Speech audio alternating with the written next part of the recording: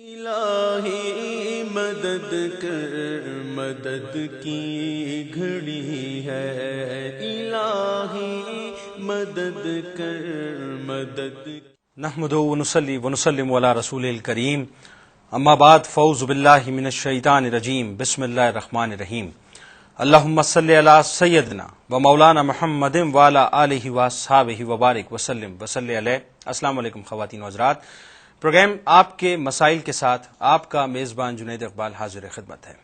اللہ تبارک و تعالیٰ قرآن مجید میں فرماتا ہے کہ میں زمین پر اپنا ایک نائب بنا کے بھیج رہا ہوں۔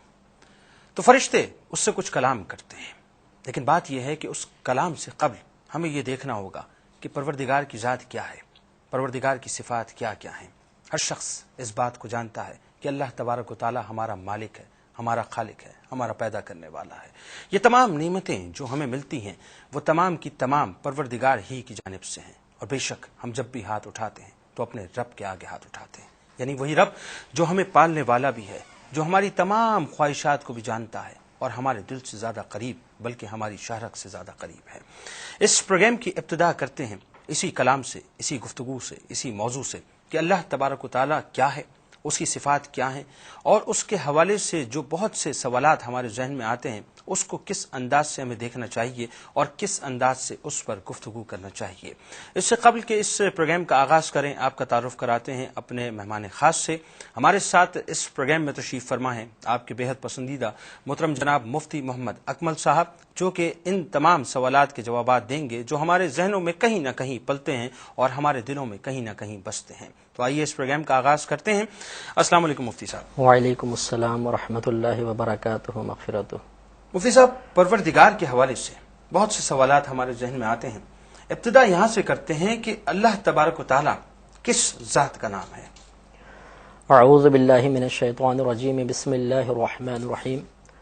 شرعی لحاظ سے علماء کرام نے لفظ اللہ کا اطلاق جس ذات پر کیا ہے اس کی تعریف اس طرح بیان کی جاتی ہے کہ اللہ علم لذات الواجب الوجود المستجمعی لجمیع صفات الکمالیہ، کہ اللہ تبارک و تعالی یعنی اللہ جو لفظ ہے یہ ایک ایسی ذات پاک کا نام ہے جو واجب الوجود ہے اور تمام صفات کمالیہ کی جامع ہے۔ مطلب یہ ہے کہ واجب الوجود اس ذات کو کہتے ہیں کہ جس کا وجود دیگر تمام وجودوں کے لیے سبب بنے، خود اس کے وجود کے لیے کوئی دوسری شے سبب نہ ہو۔ جیسے اللہ تبارک و تعالی ہے، ہم سب کا یہ ایمان ہے کہ اللہ تبارک و تعالی نے پوری کائنات کو پیدا فرمایا، لیکن اللہ تبارک و تعالی ہمیشہ سے ہے، ہمیشہ تک رہے گا، اس کے وجود کے لیے کوئی دوسری چیز سبب نہیں ہے۔ تو جو ذات دوسروں کے لیے سبب بنے، اس کے وجود کے لیے کوئی اور سبب نہ ہو، اس کو واجب الوجود کہتے ہیں۔ اور دوسرا اس کا حصہ یہ ہے کہ اللہ تبارک و تعالی تمام صفات کمالیہ کا جامع ہے، یعنی اس کی ذات میں تمام صفات ایسی جمع ہو گئیں جو کمال کے درجے تک پہنچی ہوئی ہیں۔ تو اب اللہ ایک ایسی ذات کا نام ہے کہ جو واجب الوجود ہے، یعنی اس کا وجود دیگر تمام وجودوں کے لیے سبب ہے یا علت ہے، خود اس کے لیے کوئی شے علت نہیں بنی، اور اس کی ذات میں تمام صفات کمالیہ موجود ہیں۔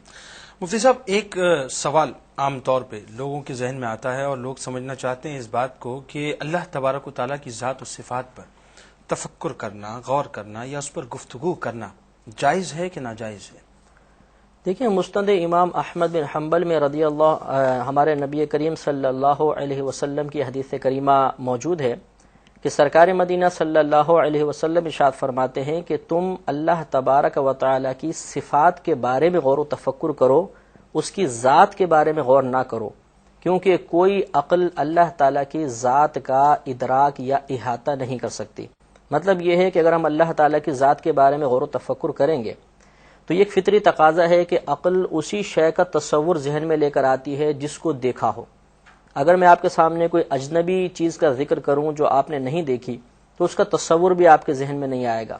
تو چونکہ اللہ تبارک و تعالیٰ کسی شے کے مثل نہیں ہے تو اس کی ذات کا تصور ہمارے ذہن میں آ ہی نہیں سکتا، لہذا عقل اللہ تبارک و تعالیٰ کی ذات کو مکمل طور پہ خود بخود نہیں جان سکتی، نہ اس کی کوئی صورت ہمارے ذہن میں آئے گی۔ اب اگر آئے گی بھی تو ہو سکتا ہے کہ کوئی ہم غلط تصور اللہ تبارک و تعالیٰ کی ذات کے بارے میں اپنے ذہن میں قائم کر لیں،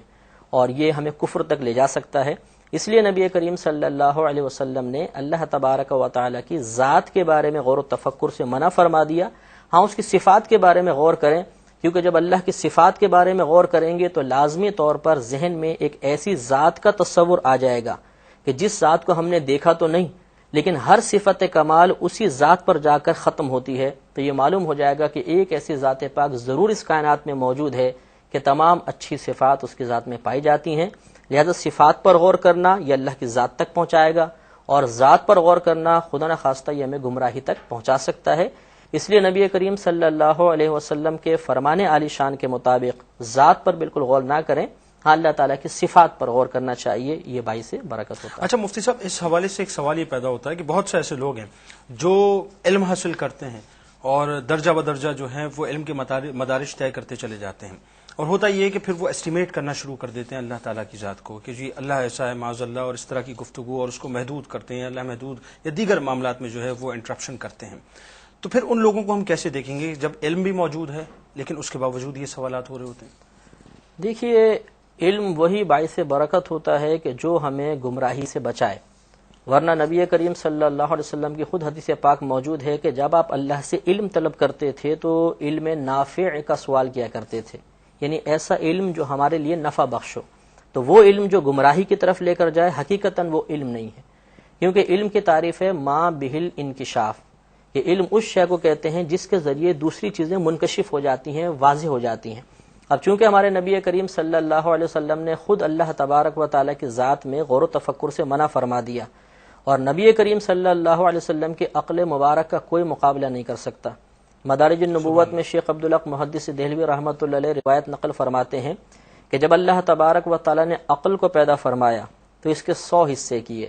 ایک حصہ پوری کائنات میں تقسیم کر دیا، اور 99 حصے ہمارے نبی کریم صلی اللہ علیہ وسلم کو عطا فرمایا گیا۔ تو وہ نبی کریم جو اتنی وسعت عقل رکھتے ہیں، وہ ہمیں اللہ کی ذات پاک کے بارے میں غور و تفکر کرنے سے منع فرما رہے ہیں۔ لہذا اب جو بھی علم اللہ تعالیٰ کا کوئی خدا نہ خواستہ فاسد تصور ذہن میں لانے کا سبب بنے تو حقیقتاً وہ علم نافع نہیں ہے بلکہ علم فاسد ہوگا۔ لہذا علم بظاہر چاہے کتنا ہی کثیر کیوں نہ ہو جائے، کتنی ڈگریاں ہم کیوں نہ جمع کر لیں، ہماری زبان میں کتنی روانی کیوں نہ آ جائے، ہمیں اپنے ذہن میں کتنی ہی وسعت کیوں نہ محسوس ہو، اللہ تعالیٰ کی ذات کا ادراک کرنا ہمارے بس کی بات نہیں، لہٰذا اس پہ غور و تفکر کرنا گمراہی ہے۔ کیا بات آپ نے فرمایا، واقعی جب سرکار مدینہ صلی اللہ علیہ وآلہ وسلم یہ فرماتے ہیں کہ انا مدینۃ العلم، میں علم کا شہر ہوں، تو پھر اس سے بڑی سند اور کیا ملے گی۔ اچھا، ایک بات بڑی امپورٹنٹ ہے، جیسا کہ لفظ اللہ،